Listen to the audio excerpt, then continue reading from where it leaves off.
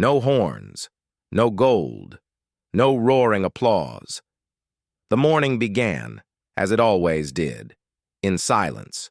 While the empire still slept, a single figure sat beneath the cold breath of dawn. A desk, a scroll, a moment before the world intruded, not to command others, but to remind himself of what must be commanded within. There were no servants in that room, only distractions dressed as thoughts, doubt, restlessness, the ever-tempting softness of delay. But the ritual never changed.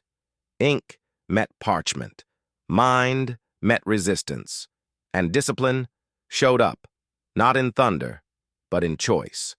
No crown forged this kind of strength.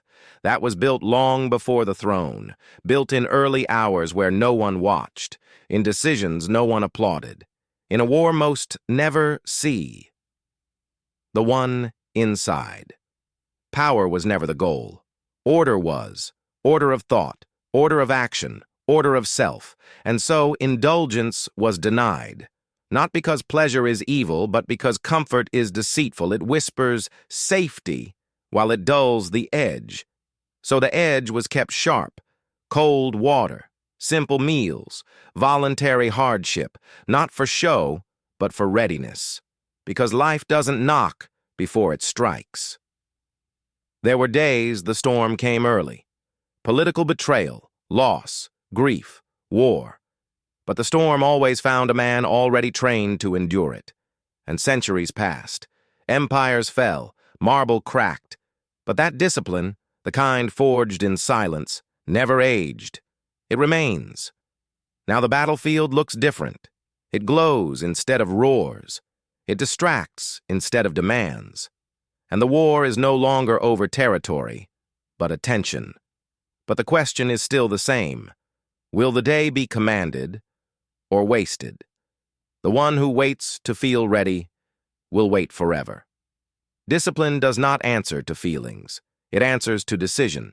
And decision does not scream. It does not bargain. It simply begins. One act at a time. One moment at a time. One quiet rebellion against weakness at a time.